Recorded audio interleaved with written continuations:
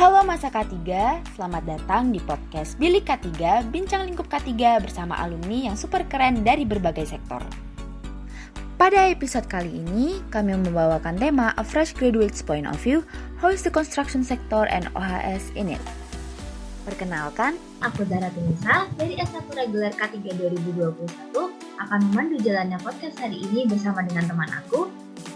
Halo semuanya, perkenalkan aku Ranti Fitri Agustina dari S1 Reguler K3 2021 juga. Nah, jadi Bilik K3 ini adalah sebuah podcast yang akan selalu menghadirkan alumni-alumni keren yang bekerja di bidang K3. Salah satunya itu adalah alumni kita pada episode pertama kali ini, yaitu Kak Anissa.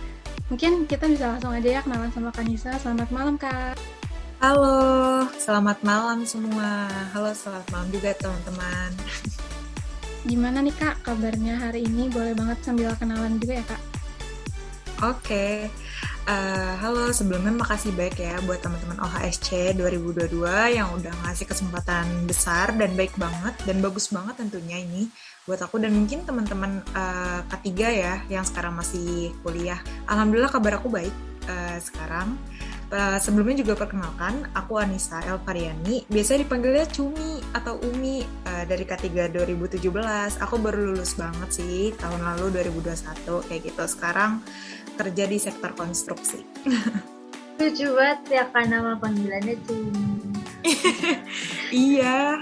Mungkin bisa langsung kita mulai ya Kak. Jadi teman-teman semua, seperti yang sudah disebutkan saat perkenalan, Kak Anissa merupakan alumni S1 K3 angkatan 2017.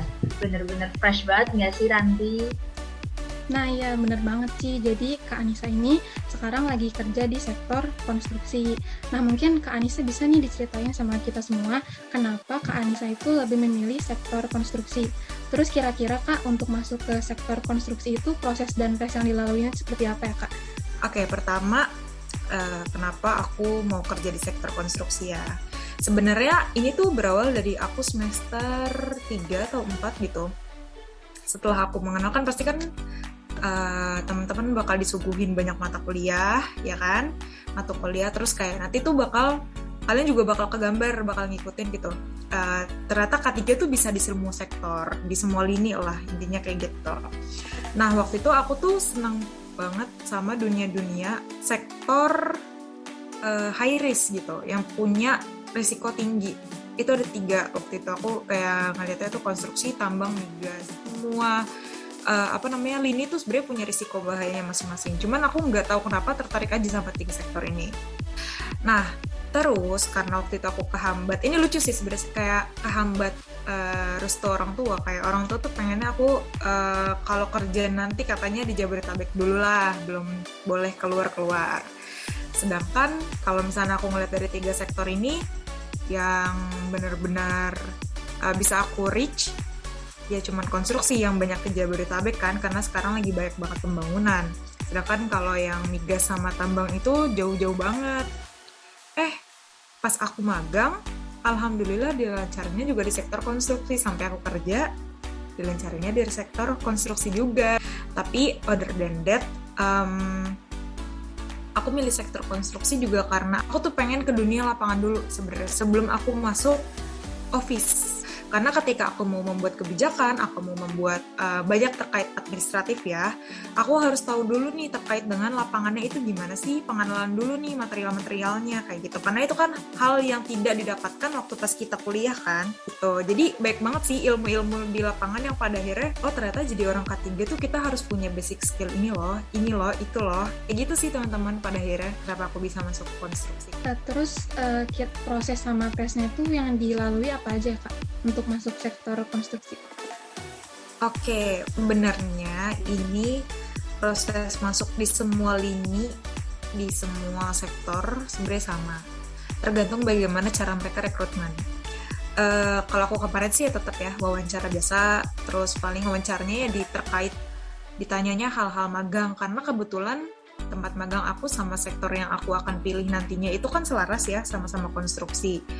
Tapi kalau misalkan untuk tahapan lainnya, ya tadi balik lagi ke yang aku ngomong di awal, tergantung dari bagaimana perusahaan tersebut menyediakan proses tahapan seleksi. Karena ada yang cuma wawancara, ada yang wawancara psikotes dan lain hal. Apalagi yang mau masuk BUMN nantinya proses rekrutmennya dia lebih bisa selektif lagi. Gitu sih teman-teman. Jadi balik lagi ke perusahaan yang kita tuju gitu ya Kak, kurang lebih. Betul. Iya, benar. Oke, kalau gitu menurut Kak Anissa nih, tadi kan Kakak sempat mention kan basic skill gitu. Nah, untuk jadi fresh graduate K3 ini, kita kira-kira butuh skill apa aja ya Kak sebelum masuk ke dunia kerja gitu? Oke.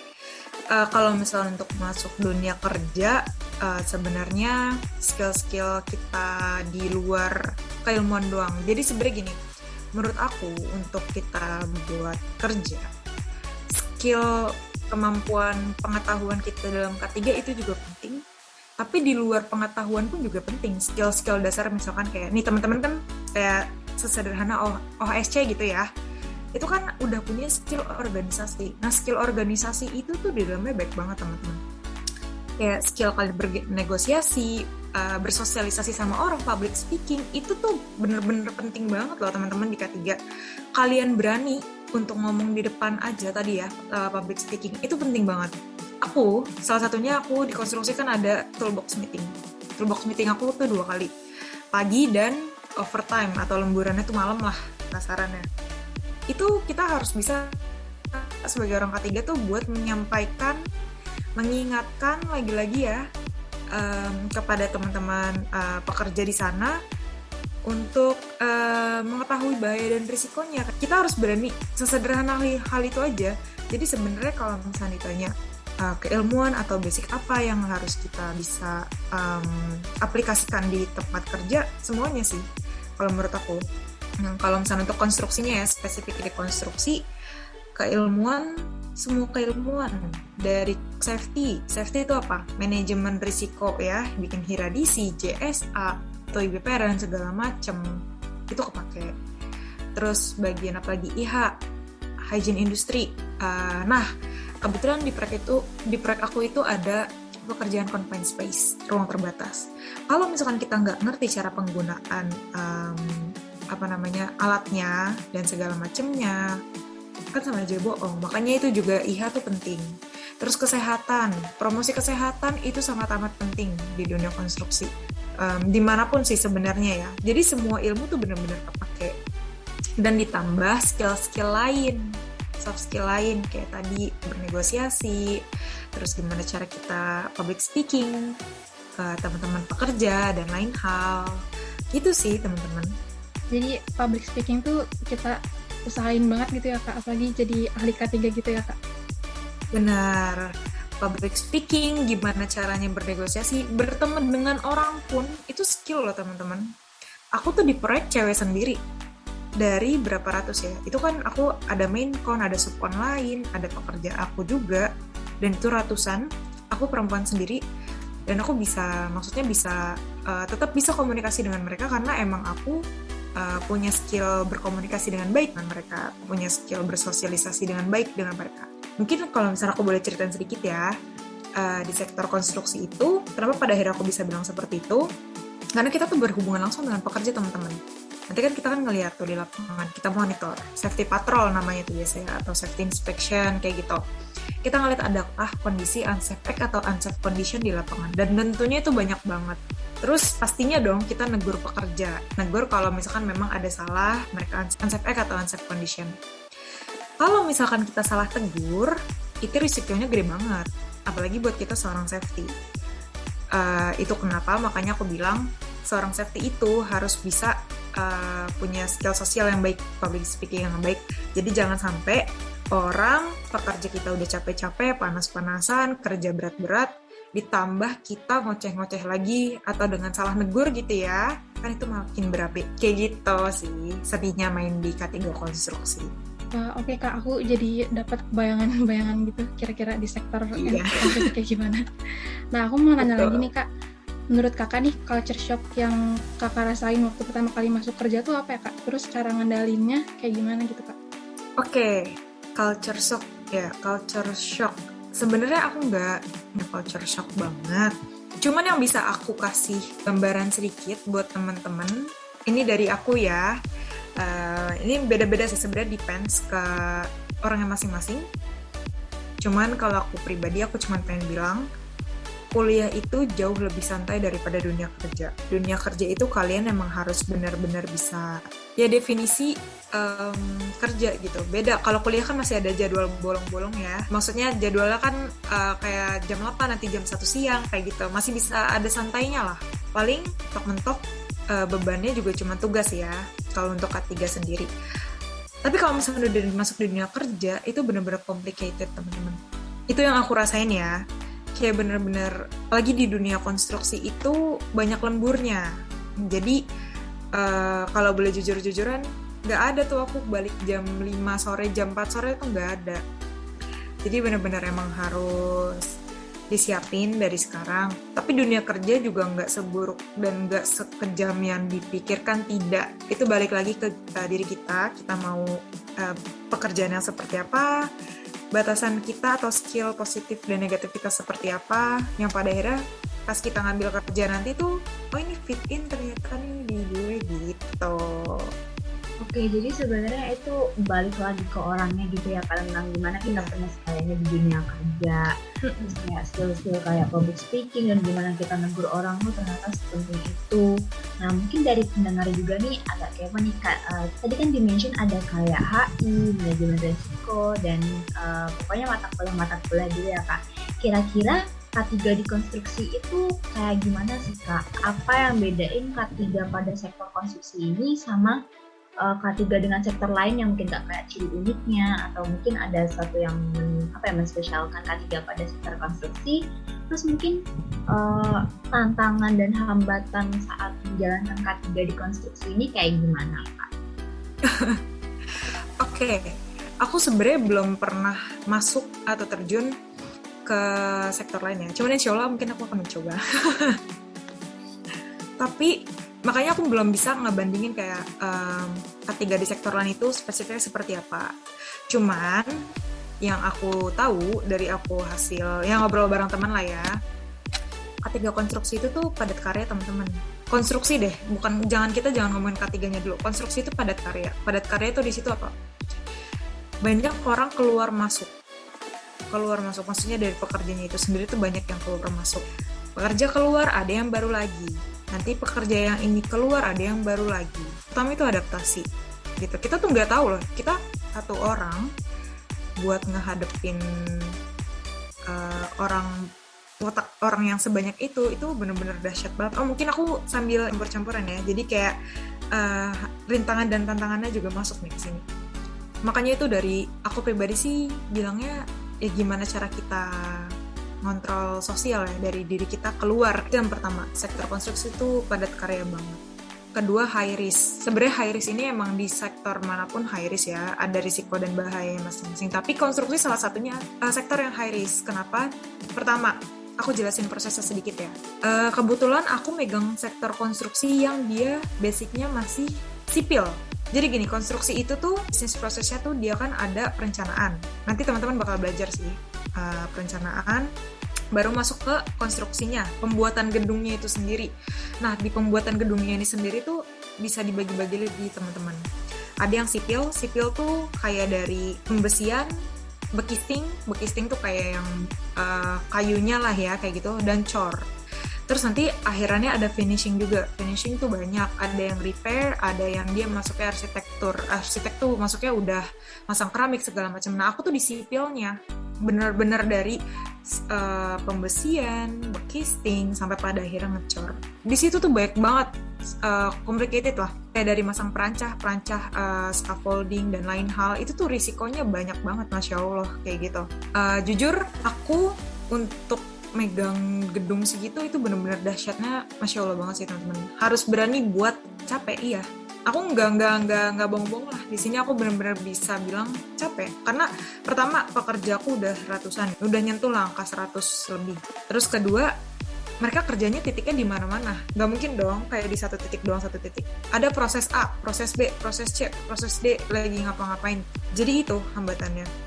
Paling dua itu sih ya, yang benar-benar di sektor konstruksi itu yang benar-benar wow banget. Dan kalian juga harus berani buat, karena bangun gedung pekerjaan high risk di gedung itu adalah ketinggian, bekerja di ketinggian, kalian harus rela untuk panas-panasan, harus rela juga harus berani buat bekerja di ketinggian juga kayak gitu. Ya sebenarnya nggak di pinggirannya juga sih teman-teman, kalian nggak, cuman kalian di lantai kayak gitu. Cuman kan kalian kan tetap harus monitor orang-orang yang bekerja di ketinggian. Oke, berarti sebenarnya yang bisa aku simpulkan tuh dia yang jelas kita butuh adaptasi gitu ya, Kak. Adaptasi. Betul. Terus dia karena padat karya, orangnya macem-macem, orangnya banyak, jadi kan yang harus kita supervisi itu juga lebih banyak gitu ya, Kak. Tapi seperti kata pepatah, kalau ada kesulitan dan hambatan pasti bakal ada aja jalannya.